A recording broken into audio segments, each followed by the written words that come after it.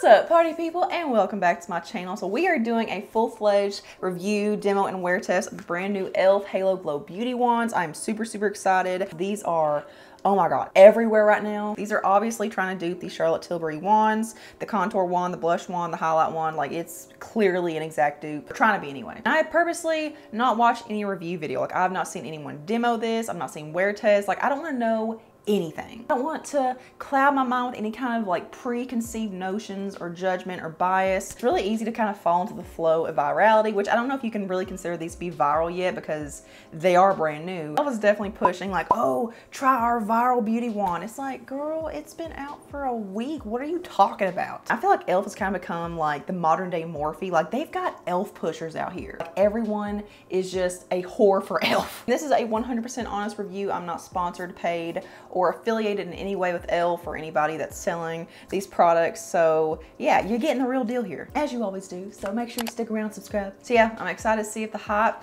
is actually worth it. So let's try it. Right out the gate, these are all $9. You can find these at Ulta and the e.l.f. website. Obviously, they are out of stock from what I can see. Like, the more popular shades are out of stock, so that sucks, but we'll see how fast they restock. Let's see, there are 4 shades in the blush, 3 shades in the highlighter, and 5 shades in the contour. I don't feel the need to read the descriptions and stuff. Like, it's just cheap products. Like, the only call out really they have is that it's infused with 2% squalane, which, you know, whatever. It's already past 6 o'clock, so this wear test is gonna be shorter than I want it to be. I am so sorry. It was one of those days where I actually kind of gave up on filming and then just decided, you know what, actually I need to film today. Let's start with the contour. So I got 2 shades. I got the shades Fair Light and Light Medium, and as you've already seen, these do have the little sponge tip applicator. So here's Fair Light and here's Light Medium. So Fair Light is more of your traditional contour shade. Like, it's very gray tone, very ashy, definitely more for shading. And then Light Medium, it's on the cooler side, but it kind of looks more like neutral to me. But I mean,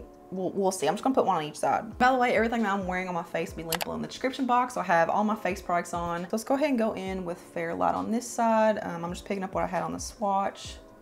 So, okay, blends out very well. I usually don't do contour. Like, I usually do bronzers and just leave that to add dimension and sculpt and stuff. I'm going with a little bit more just to actually apply it with a sponge. Let's just do a couple dots right there and just stipple it out.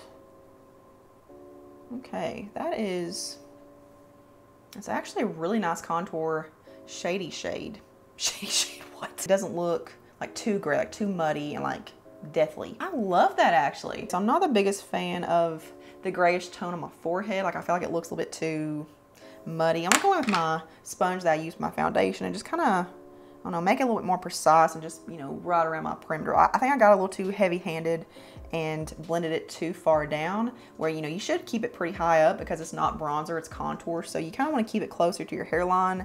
And because I haven't contoured in ages, I kind of got a little too heavy-handed, but that's really nice. Let's see what it looks like on my nose. I usually don't contour my nose very much either because what's the point? I feel like it's too tedious, like too much precise work to contour your nose. And I feel like most of the time on everyone I've seen, like, usually they look better without nose contour. Like, that's just my opinion though. So I really like the way it looks down here. Like, this is beautiful. I love that shade on me. I'm just going to use that same brush and just wipe off all the excess because this is literally the only thing I've used on this brush, so there's not a whole lot of product on there. I'm going to first start off with whatever's on the back of my hand from the swatch and not waste anything. Ooh, that one, okay, I don't know if maybe I just applied too much or if it's just where it's for a darker skin tone.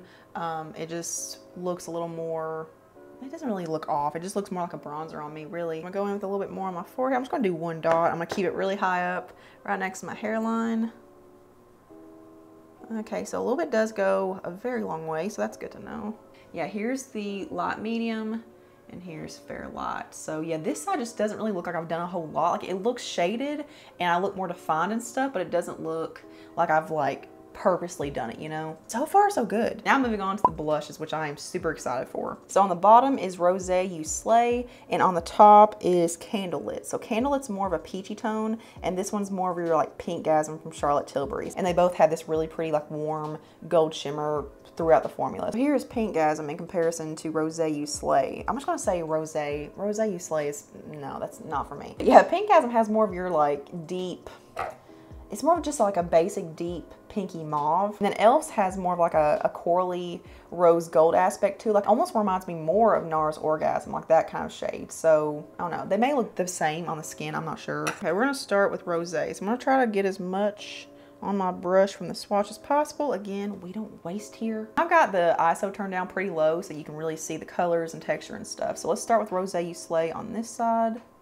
This may not be the best brush for this. This is pretty big, pretty honking, but the color is really, really nice. It's got a very, very similar glow to Pinkgasm from Charlotte. So like it looks very radiant, very sheeny, you know, like it looks like a highlighter blush hybrid. I dot a little bit more on, and it has a really, really pretty, look at that glow with it. Like I really don't need an extra highlighter with this. Okay, I applied way too much. I'm just gonna take my sponge again and just kind of bounce around the edges and try to tone it down because my too much Gene just got the best of me again. What's new, pussycat? I love the way it's blending. I love the way that it's looking on my skin. Like you can't see actual shimmer particles. It's just glass skin cheek. That's what this is. So far, so good. Once again, wiping off my brush, using the same one. Why not take a crazy chance? So going over to Candlelit on this side, doing the deed right here. I think Charlotte has a peachy shade like this. I think it's called Peachgasm. Haven't tried that one, don't really know much about it, so can't compare it, but I think they're trying to dupe that one too, probably. Now, if you notice, I'm purposely trying to not be too enthusiastic about these, even though I do like them.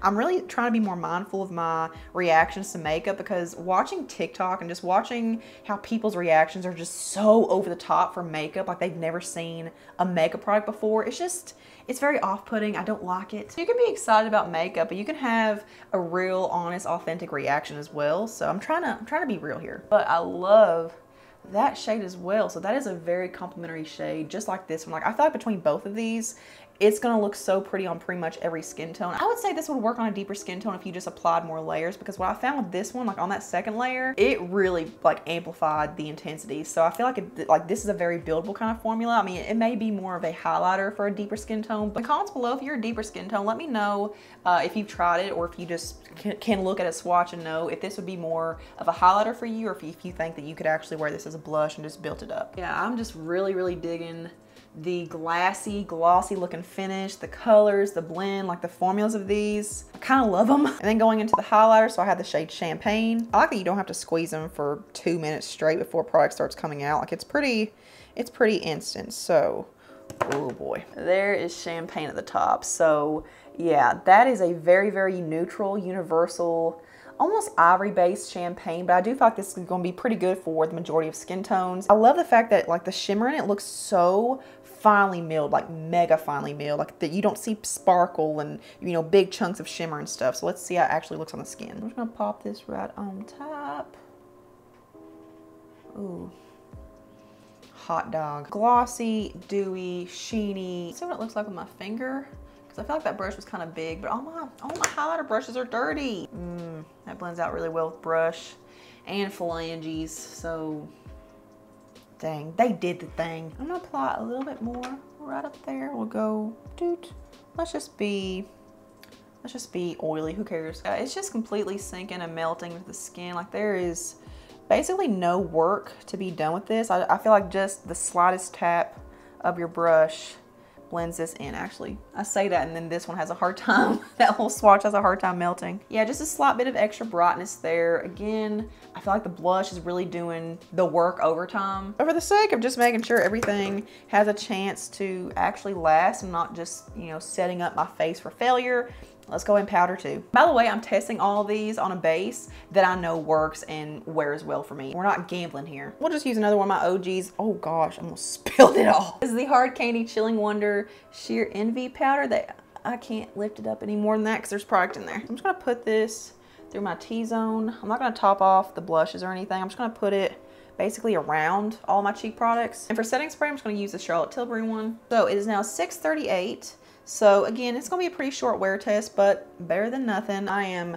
loving the way this is looking right now. Like I really love everything about the product so far, and I did not expect that at all. So if these wear well, then I will actually recommend these. Alrighty guys, final checkout time. I'm gonna keep this pretty fast because, gonna be honest, I can barely keep my eyes open. So it is now 11:30. Check-in time was 6:38. I think both sides still look really nice. I will say though, on this side, I do see some blotchiness and like that little speckled, patchy look. But to be fair, I have pimples that are just coming to the surface all of a sudden. I've got one up here coming up. I've got one right here.